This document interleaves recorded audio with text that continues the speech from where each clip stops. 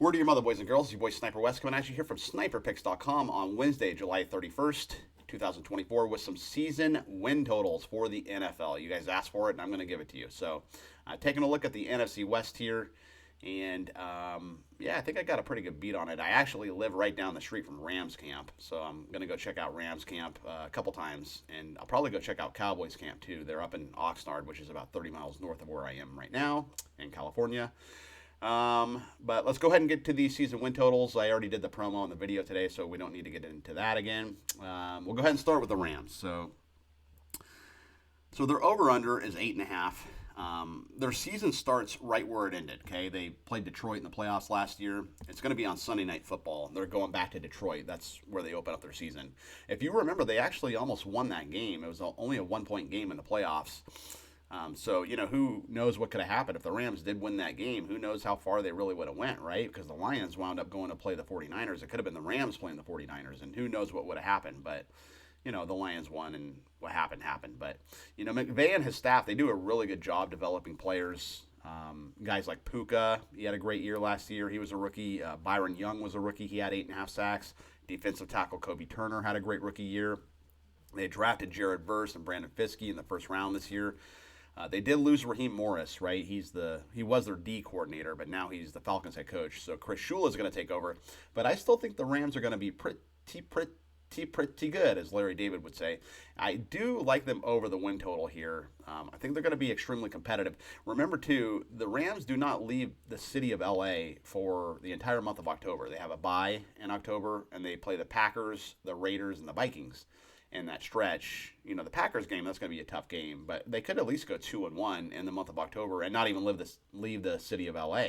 So, that's going to bode well for them, I think. Also, another thing, too, they did get Jimmy Garoppolo to back up Stafford. So if Stafford does get hurt, it's not like all hope is gone, right? Garoppolo, he's not the best quarterback in the NFL. I think we can all agree on that. But he does have Super Bowl experience, and he's, as far as a backup, he's got to be a higher tier backup in the NFL. So, Stafford does have some injury concerns, but if he does get hurt, you still have Garoppolo, and the Rams will still be competitive with Garoppolo. So I like the over 8.5. The 49ers, so their over-under is 11.5. They have a really tough schedule. The defending NFC champs, so obviously they're going to have a tough schedule. But they face all the tough competition at home. They have the Chiefs and the Cowboys and the Lions all on the schedule, but they play them all in San Francisco or Santa Clara or wherever their stadium is. Their two toughest games on the road are Green Bay and Buffalo. So the schedule actually kind of, even though it's a tough schedule, it's kind of in their favor, to be honest with you. They have the Jets on week 1 on Monday Night Football, so it'll be interesting to see if Aaron Rodgers can last more than one series. But, the total is 11.5. I have them at 11-6, so I like the under by the hook, to be quite honest. But this is actually the highest season win total that San Francisco's had since 2013, so oddsmakers think they're going to do pretty well. But this might be the Niners' last hurrah, really, because Purdy, he's going to need to get paid after this year. He's going to want to get paid. He's only making $1 million this year, but he's going to want a big contract after the season's over. Ayuk wants a new deal. There's Debo trade rumors. They did draft Ricky Pearsall out of Florida, so he'll probably be a good receiver. Maybe he can be the new Ayuk if they do move on from Ayuk. But this could be the last year with this core group of players with Kittle and everybody, right? But remember, the team that loses the Super Bowl, they always tend to have trouble rebounding the next year. If you look at the Eagles, right, they lost versus the Chiefs, and then, they started the year out very well last year, but then they lost, 8 or 9 in a row or something. They did not have a good year last year. So I like the Niners under. I do think they win the division. You can get them to win the division at -200, something like that. But I think they're going to go 11-6, and I think they go under the 11.5. The Seahawks, so Mike Macdonald's the new head coach. He's the old Ravens defensive coordinator. So don't get Mike Macdonald confused with Mike McDaniel, who's the Dolphins head coach, or Josh McDaniels, who's the old Raiders head coach, right? This is Mike Macdonald here. There's too many mix for my liking. But whoever did the Seahawks schedule, I'll tell you what, they gift wrapped in Denver and New England right out of the gate. So they're probably going to go 2-0. But, there was some talk about Sam Howell maybe taking Geno Smith's job, but word on the street is Sam Howell has not looked that good in training camp, so we'll see what happens there.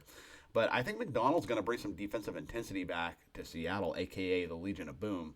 And also, too, Ryan Grubb, he's the new offensive coordinator for the Seahawks. He was the old Washington Huskies offensive coordinator with Michael Penix Jr. and company. So he basically took a bus across town to the Seahawks facilities, and now he's the Seattle offensive coordinator.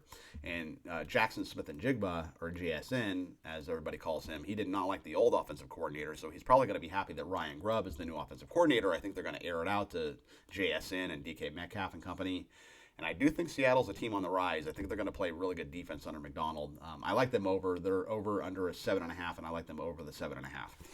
The Cardinals, the poor, hopeless Cardinals. So Marvin Harrison Jr., he's going to be a stud for sure. But, I mean, he can't play every position on the field. Jonathan Gannon, he's a great head coach. He has some moxie. But here's the obstacle with the Cardinals. Their first 8 games are just brutal. They play the Bills, the Rams, Lions, Commanders, Niners, Packers, Chargers, Dolphins. That's their first 8 games. So there's a good chance this team can go 1-7 or 2-6 out of the gate. And if that happens, teams just tend to throw in the towel or wave the white flag, if you start 1-7 or 2-6. I could be wrong. Maybe they win 3 or 4 of those games, but I mean, I don't know, man. Those are some really good teams. So, is Gannon going to lose the locker room if they start 1-7 or 2-6? I don't know. I mean, he's a good coach, and I do think they're trending in the right direction. It's just the schedule gods were not in their favor. They're probably going to have another top 5 or top 10 pick again in 2025. I don't think it's their year, though. I'm going to go under the 6.5 wins for the Cardinals. So let's go ahead and recap. I like the Rams over 8.5 wins. I like the Niners under 11.5. I like the Seahawks over 7.5, and I like the Cardinals under 6.5. But for the purposes of this video, I'm going to give you an official free play. I like the Rams. I really like the Rams. I think they can win 10 games, to be honest with you. I think they can actually give San Francisco a run for their money for the division. But I do think the Niners still win the division. But I'm going to take the Rams over 8.5 wins. That's going to be your free NFL future today. Maybe I'll get you some more. This is just specifically the NFC West. I might break down some other divisions. I already have broken down all the divisions. I just haven't put them out in a format to do a video, which maybe I'll do. If you guys maybe put some comments in the comment section and tell me you want that, then maybe I'll give that to you. But anyway, I hope you guys have a great Wednesday. And Hall of Fame game starts tomorrow. Can't wait for football to be back. Like I said on the daily video, I think there's football every single weekend, whether it be college or NFL, all the way until President's Day in February. So the wait is officially over. I hope you guys have a great Wednesday, and I will see you guys tomorrow with some more free plays. Sayonara.